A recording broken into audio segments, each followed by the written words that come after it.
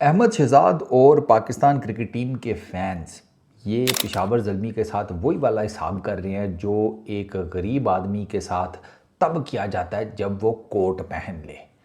गरीब आदमी जब कोट पहन लेता है ना तो हर बंदा उससे पूछता है ये कहाँ से लिया है, चोरी की है, अब्बू गए, बड़े भाई की शादी का होगा, यानी चल लंडे से लिया होगा, उससे ज़्यादा तो तेरा हिसाब किताब बनता भी नहीं है। ऐसे ही होता है ना, हर कोई उस पर शक कर रहा होता है कि गरीब आदमी तेरी तो कमीज़ में छः छेद हैं, तूने कोट कैसे पहन लिया। तो पेशावर ज़ल्मी के साथ आज वही हो रहा है। वो बेचारे मुल्तान सुल्तान से मैच क्या जीते हैं। अहमद शहजाद का ट्वीट है, वेल प्लेड पेशावर ज़ल्मी, और शुड आई से well played Multan Sultan, you know if you know absolute circus. ये पता है क्या है, मैं आपको बताता हूँ क्या सीन है। अगर आप आज ओवरऑल मैच देखें ना तो मुल्तान सुल्तान वंस अगेन वो तितर बितर नज़र आए हैं। ना बैटिंग उनसे हुई ना बॉलिंग हुई। पेशावर ज़ल्मी ने बड़े आराम सुकून से मैच जीत लिया। हाँ ठीक है, कैचेस ड्रॉप हुए, रन आउट चांसेस मिस हुए, थ्रू आउट द PSL चल रहा है। Through out the PSL catches drop हो रहे हैं, हर टीम से ड्रॉप हो रहे हैं। इस्लामाबाद यूनाइटेड वालों ने, वो फ्रॉड यूनाइटेड वालों ने वो कराची के अगेंस्ट, कराची कह रहा हूँ, वो यार कोटा ग्लैडिएटर्स के अगेंस्ट एक ओवर में 3 ड्रॉप किए हैं, फाइनल ओवर में मैच के, वो भी उसके हसन के, उसी ने मैच जितवाया है। उस टाइम इस तरह की कोई बात नहीं हुई। अरे भैया जाके सोशल मीडिया पे देखें, हर कोई कह रहा है ये मैच फिक्स था। मैं आपको बता रहा हूँ ना, हर कोई कह रहा है ये मैच फिक्स था, ये मैच फिक्स था, ये वो। अहमद शहजाद ने डायरेक्ट तो नहीं कहा, लेकिन तकरीबन तकरीबन इशारा उसी तरफ है। ये जो लिखा है you know if you know, क्या मतलब है इसका। और ये जो ऊपर लिखा है कि वेल प्लेड पेशावर ज़ल्मी या शुड आई से मुल्तान सुल्तान, इसका क्या मतलब है। इसका यही मतलब है कि भाई तुम लोग ये क्या चल रहा था। और अगर आप वो मैच, ठीक है मुल्तान सुल्तान नहीं अच्छा खेला, पेशावर ज़ल्मी खेल गया, ख़त्म हो गई कहानी। असल में मुल्तान सुल्तान की इस दफ़ा परफॉर्मेंस ही इतनी बुरी थी कि उनको समझ ही नहीं आ रहा। मिसाल के तौर के ऊपर पहला मैच उन्होंने भाई साहब 200 कितना 30-35 किया, अच्छा खासा पहला बैटिंग करके वो स्कोर है, वो कराची वाले वो चेज़ करके वो विंस ने मार मार के फमा कर दिया, उसकी सेंचुरी ने मैच कराची की तरफ कर दिया। और मुल्तान सुल्तान वाले जो है ना, मैंने देखा उस मैच का उनको इतना बड़ा डजा लगा कि वो उठ ही नहीं सके। उसके बाद ना उनकी बैटिंग चली। अब आप देखें रिजवान उनका नहीं चल रहा सर, उनका शायद कोई नहीं चल रहा, उनके बाकी जो मिडिल ऑर्डर में बैटर्स हैं एक एक करके सबको उठाकर देख लें, कोई समझ नहीं आती किधर से कोई कर रहा है। उस्मान खान वो भी इस दफ़ा उनके लिए कुछ ख़ास नहीं कर सका। तो उनका ना, जिसे कहते हैं ना, बिल्कुल ही मुल्तान सुल्तान का, उनका, उनकी यार असल में यार उनकी कोर जो टूटी है ना, कोई माने या ना माने, वो जो लोकल प्लेयर्स की उनकी कोर टूटी है ना, उससे काम ख़राब हुआ है। आज उन्होंने तैयब ताहिर को भी खिला लिया, अच्छा एस्टन टर्नर उनका नहीं चल रहा, वो नया आमिर को लेकर आए, वो कोई नहीं। शाहिद अजीज़, उसके बारे में इतनी बातें की थी मुल्तान सुल्तान वालों ने, उसको टोटल इन्होंने 2-3 मैच खिलाए हैं। आज फिर वो जिसे कहते हैं, उसने शाहिद अजीज़ को खिलाया, और शाहिद ने जनाब आज के मैच में शाहिद ने 3 ओवर किए, 17 रन दिए और 2 विकेटें ले गया वो। ठीक है, उसने अच्छी बॉलिंग की है। तो वो फिर आप जब आपको पता भी है इतना अच्छा बॉलर है, अभी पीछे उसने वो T20 कप में इतनी ज़बरदस्त परफॉर्मेंसेस दी, उसको रेगुलर खिलाते नहीं खिलाया। कि वो शुरू में उसके 1-2 मैचेस नहीं ठीक हुआ, तो ठीक है कोई फ़र्क नहीं पड़ता। नईम को देखो, वो कौन सा शुरू में जिसे कहते हैं उसने फटे चक के रख दिए थे हैं, लेकिन लाहौर वाले परसिस्टेंट रहे उसके साथ। 6-7 मैचेस खिलाए, आप चेक करो उसको, वो किधर बैठा हुआ है। उसने पिछले 2 मैचेस में कितनी ज़बरदस्त, 2-3 मैचेस में बड़ी ज़बरदस्त परफॉर्मेंसेस दी हैं। तो इन्होंने ये वाला काम किया है, ये हसल बसल मेरे हैं कसम से।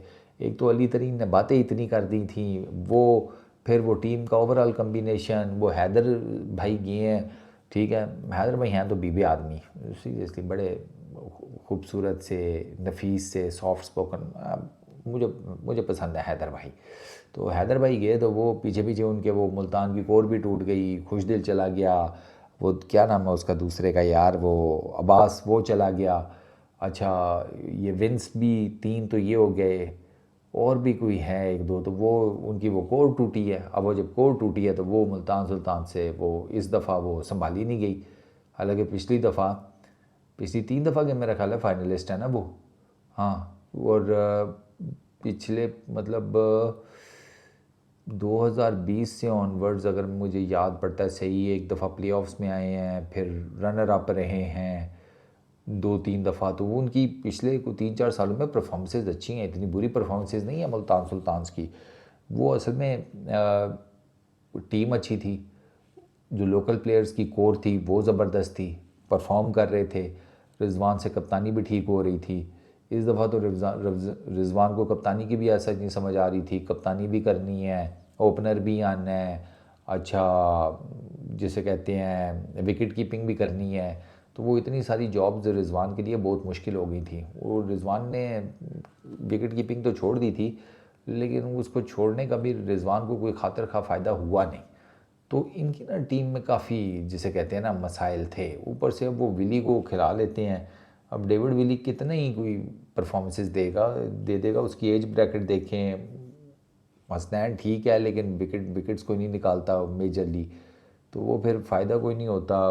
विकेट्स भी क्योंकि ऊपर आपको विकेट भी थोड़ी बहुत ही चाहिए होती है ना।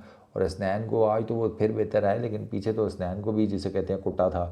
तो उबैद शाइन के लिए ठीक था, आज उसको कुट पड़ गई। तो इनका ना ओवरऑल जो परफॉर्मेंस का ग्राफ है ना, वो जिसे कहते हैं तितर बितर रहा है। और वो टीम कम्बिनेशन भी आपको ख़ास नहीं नज़र आता। तो इनके हारने की ना 100 वजूहत हैं। वो पेशावर ज़ल्मी वो इनसे ऊपर हैं, ठीक है, वो 5वें नंबर की टीम है। तो आपको इसी किस्म का मैच मिलना था। मुझे नहीं समझ में आ रही कि इतनी ज़्यादा क्यों तनकीद की जा रही है।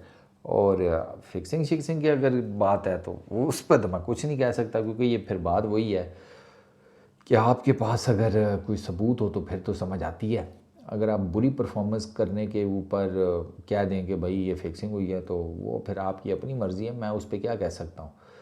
वो तो मैंने भी ट्वीट किया कि वो बाबर ने जिस तरीके से मैच के बाद गले लगाया है रिजवान को, तो मैंने भी लिखा हुआ है कि तेरा डाटा तुझ तक पहुंच जाएगा, तेरे भाई के पास डाटा बहुत है। वो तो मैंने भी लिखा है, लेकिन मैंने तो एज ए फ़न लिखा है। मुझे ये फिक्सिंग शिक्सिंग वाला कोई एलिमेंट नहीं नज़र आता।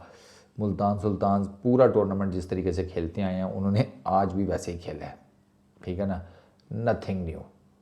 हाँ, पेशावर ज़ल्मी का था, अब पेशावर ज़ल्मी के उन्होंने बेहतर क्रिकेट खेली है। साइम का कैच ना ड्रॉप होता तो शायद चीज़ें डिफरेंट हो जाती, लेकिन ब्रायंट ने कुट दिया।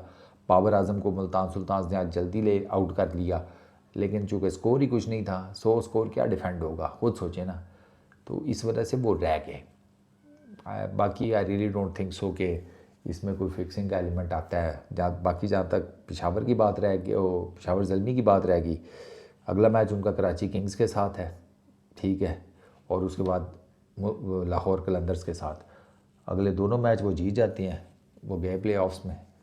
और अगर कराची से हार जाते हैं लेकिन लाहौर से जीत जाते हैं, तो वो लाहौर को बाहर करके फिर भी प्ले ऑफ्स में आ जाएंगे। तो वो तो मैंने कल भी आपको बताया था कि पेशावर ज़ल्मी के पास कंपैरेटिवली अगर मैं देखूं तो लाहौर कलंदर्स की निस्बत ज़्यादा बेटर चांस है प्ले ऑफ्स में क्वालिफाई करने का। Simple is that. बाकी देखते हैं करते हैं नहीं करते। इस वीडियो में इतनी। अपना बहुत ख्याल रखना, नेक्स्ट वीडियो में मुलाकात होगी।